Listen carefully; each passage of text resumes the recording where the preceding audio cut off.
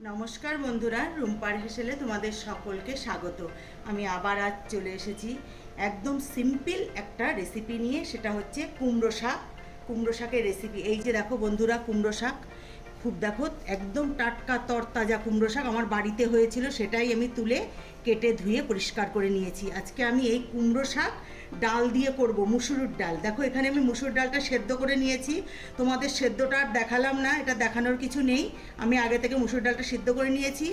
আর এটা আজকে আমি করব হচ্ছে রসুন দিয়ে। রসুন, এখানে কাঁচা লঙ্কা চেরা, আর ফোড়নে দেবো হচ্ছে জিরে, কালো জিরে আর শুকনো লঙ্কায়। এটা একদমই সিম্পল একটা রান্না, খুব তাড়াতাড়ি ঝটপট হয়ে যায়। তোমরা অবশ্যই এটা বাড়িতে তৈরি করে নিতে পারবে, খুব তাড়াতাড়ি হয়ে যায় এবং খেতেও অসাধারণ হয় খেতে। আর এটা কিন্তু আবার মটর ডাল দিয়েও করা যায়। আর আমি আজকে মুসুর ডাল দিয়ে করছি। তাহলে চলো রেসিপিটা দেখে নেওয়া যাক। আর তোমাদেরকে হচ্ছে অনুরোধ রইল রেসিপিটা প্রথম থেকে শেষ পর্যন্ত দেখার। খুবই ছোট্ট একটা রেসিপি। তাহলে চলো গ্যাসের কাছে চলে যাই। বন্ধুরা, চলে এসেছি কড়াইয়ের কাছে। দেখো গ্যাস ধরিয়ে কড়াই বসিয়ে আমি কড়াইতে সর্ষের তেল দিয়ে দিয়েছি। তেল আমার গরম হয়ে গেছে। প্রথমে আমি দেব ফোড়ন। ফোড়নে দিচ্ছি কালো জিরে, জিরে আর শুকনো লঙ্কা। এবার ফোড়নটা আমি একটু ভেজে নেব।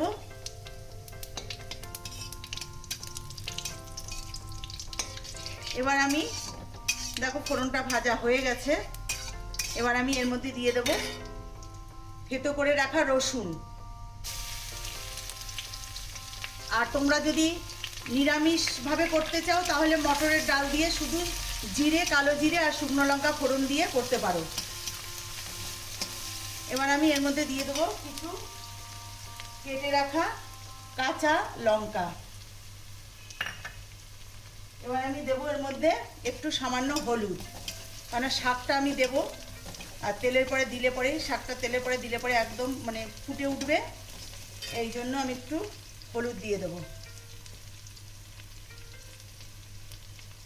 বন্ধুরা, রসুনটা আমার ভাজা ভাজা হয়ে গেছে। এবার আমি এর মধ্যে দিয়ে দেবো কেটে রাখা কুমড়ো শাকটা। আর এটাই গরমের দিনে ভীষণই ভালো লাগে।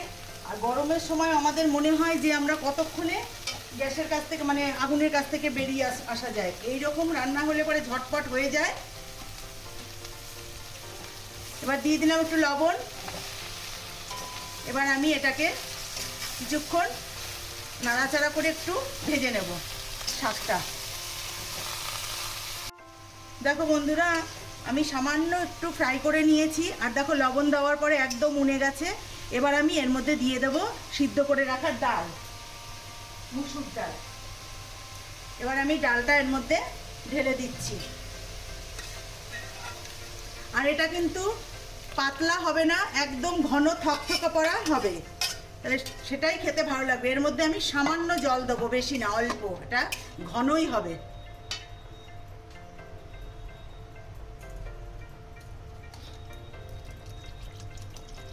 এইটুকুনি জল দেবো আমি। এবার আমি এটাকে ঢাকনা দিয়ে ঢেকে আমি এটা কিছুক্ষণ ফুটিয়ে নেব। আর আমি এর মধ্যে একটু লবণ দেবো, আর একটু লবণ লাগবে আমার। আমি অফ ক্যামেরায় চেক করে নিয়েছি, একটু লবণ লাগবে। আর দেবো একটু হলুদ, না হলুদটা কম হয়ে গেছে, আর একটু হলুদ লাগবে আমার। আর এটা কিন্তু খেতে দুর্দান্ত হয় বন্ধুরা, তোমরা অবশ্যই বাড়িতে একবার ট্রাই করবে। এবার আমি ঢাকনা দিয়ে ঢেকে ফুটতে দেবো। ঢাকনাটা তুলে নিলাম। রান্না আমার হয়ে গেছে। এই রকমই ঘনত্বটা থাকবে।